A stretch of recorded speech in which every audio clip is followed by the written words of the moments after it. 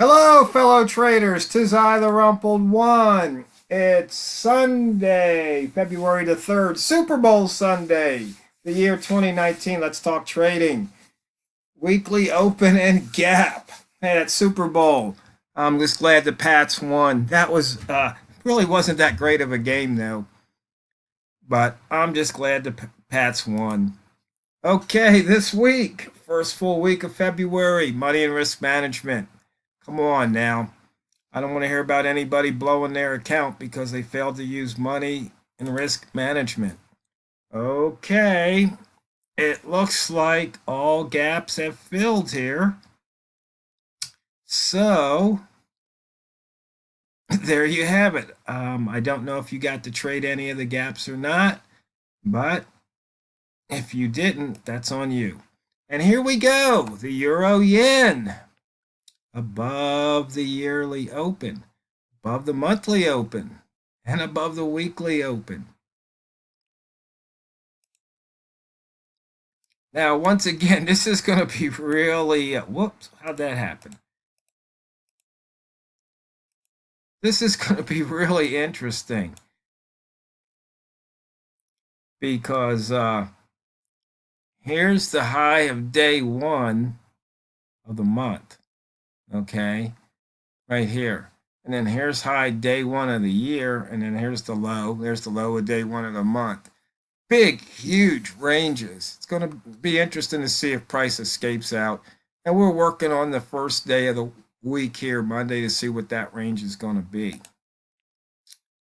Once again, we're above the open of January and February.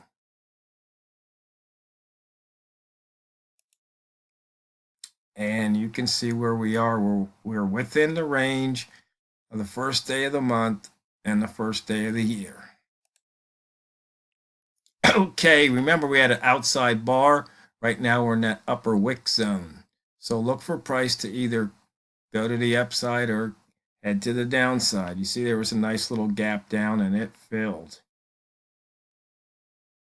Euro New Zealand. We have an inside bar, Euro Swiss, Euro Australian, and Australian Swiss inside bars. For the week, we have the Euro Pound, Pound Australian, Pound Canadian, Pound Yen, and Pound Dollar inside bars for the week last week. And last month, we have two Euro CAD and CAD Swiss franc. So those of you who like to play the inside bars. Okay, day is just starting.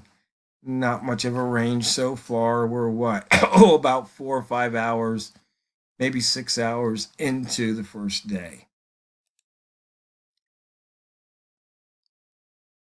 And you can see the highest H1 open right there.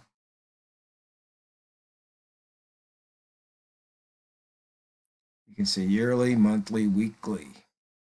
H1 highest open. So you see we already put one in. So we'll have a holo trade coming up. Pivot point has not been hit. You see, this is interesting. Pivot below, but it gapped down. So what's stronger, the pivot or the gap? I was playing the gap, of course, because that's the way I like to start the week. Once again, not enough range. Don't even think about the rat. Once again, we've got an open pivot here. You can see it right there. So far, it's missed, but we'll see if we take that pivot out later today, possibly overnight. One ball at the bottom, green at the line. One ball at the top, looking for red at the line at 25.50. We're in that upper wick zone, as I noted before, upper daily wick zone. So break at 72 to the north or 48 to the south. And you can see here the previous daily, weekly, monthly open, high, low.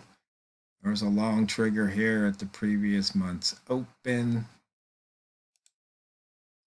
And you see we've had some nice movement here, and it's starting to go back the other way. As far as the Einstein line, you can see it from back here.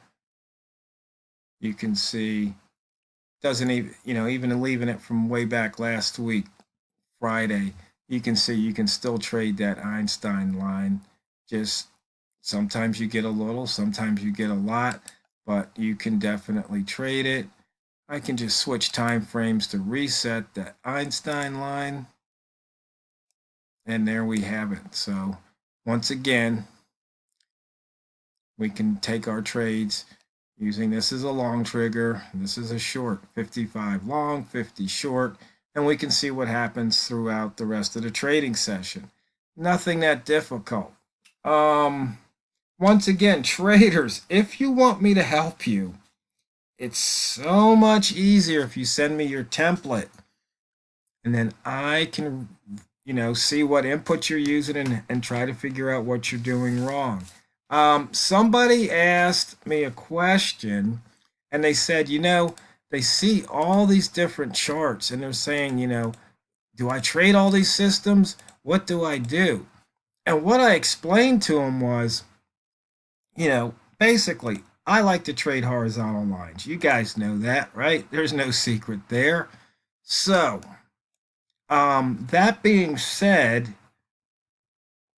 it's very, very, very simple. These trades are all horizontal line trades, meaning when price hits the line, price here, hit the line as a bull candle, so you go long. If price comes back down, hits this line as a bear candle, you go short. That's it. Doesn't matter which lines you trade. We can use the wick zone lines. We can just use the lines every 10 pips. The thing is, what you really have to understand is, you see this up here, close open. I am either trading away from the open or I'm going to trade towards the open. Now, when would I do that? If I'm trading away from the open, it's because price hasn't ranged that much. Okay? So we know the euro yen usually ranges about 70 pips or more on a daily basis. So if it's above the open and it hasn't ranged at 70 pips, then I want to trade away from the open. If it's below the open and it hasn't ranged, then I want to trade short. Now, after it hits that 70, 80, 90 pips, or it hits an ATR zone, you have to look at my other screens because I don't show the ATR zones here. But if it's hit that ATR zone, and or that 70, 80 pip range, then I can start looking for a holo trade. High probability there. Okay. So that's how I do it. That's how I decide to switch. Am I trading away from the open? Because in the beginning, buy zone, we have to trade away from the open because price needs to range. Okay, and we just basically decide, when do we get in the trade and what direction? Do we ignore it or do we just take it based on certain things like pivots and gaps? Okay, it's pretty much that simple. Now, so not much range, trading away from the open. If it's already ranged, when we're looking at those at the rat zone right here, if we have, like you see before, like here's the rat zone from the previous day. Yeah, now we can start trading back towards the open as a rat trade or a wick zone exit type trade or a holo trade. Okay, so that's how I do it.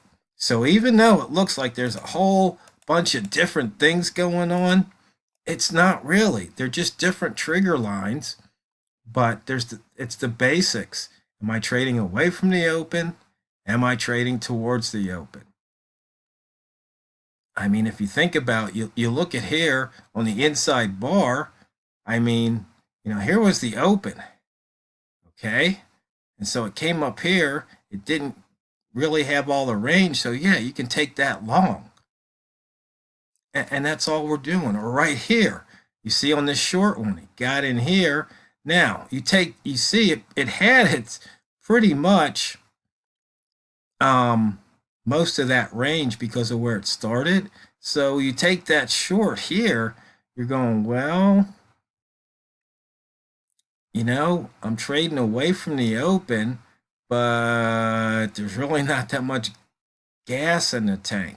Where on this hand, you see, actually, to tell you the truth, if you look at it, there was probably, yeah, you see 65. There really wasn't that much gas left in the tank, but that was NFP day, and anything can happen anytime, especially on NFP day. You look for those big moves. So that's all it is. I mean, you can use whichever the horizontal lines you want, okay? And I just, know based on statistics what the trade opportunities are. So, I know the wick zone, that's a high probability trade, okay? And let's see, I don't really have the holos where I have the different holos. Where'd I put it? Right here, you can see I can see these highest opens where I can look to see, do I want to trade against it? Well, not now. I mean, really, it doesn't have that much range. So, if this plus this on the range, to make the range was somewhere around 70, yeah, then I'd look and say, okay, yeah, I can trade that highest open. It's in that ATR zone. Maybe I'll have to bring up the ATR zone screen since I mentioned it. Maybe I'll do that tomorrow just so you guys know what I'm talking about. Or you can watch the other video. I think there's a video on ATR lines out there. So I hope that answers the question that, because you see all these screens that you get confused that you have to trade all these methods. No, you don't. Many of them overlap. I mean, you're just trading horizontal lines. You're just trading price with the cross. I mean, this is one of the simplest screens there are. You don't have to know about holo or wick zones or anything. You can just trade the price action, based off the dots and the candle colors and the lines. It's really simple. But once again, of course, you always have your risk management in place, and then you just have to trade what you see. Trade at the line, just sit back and see if you win or if you lose. It's not that difficult. It really isn't. So, fellow traders, I hope you enjoyed Super Bowl. It really wasn't that great of a game, in my opinion, but I'm glad Brady won. The Pats won. So now they're tied with the Steelers, who I hate more than any other team on the planet, for the most Super Bowl wins. So now Steelers don't have sole bragging rights. Just remember when you're trading this week, fellow traders, it's not what you trade, it's how you trade it. So go out there and drain the banks this week.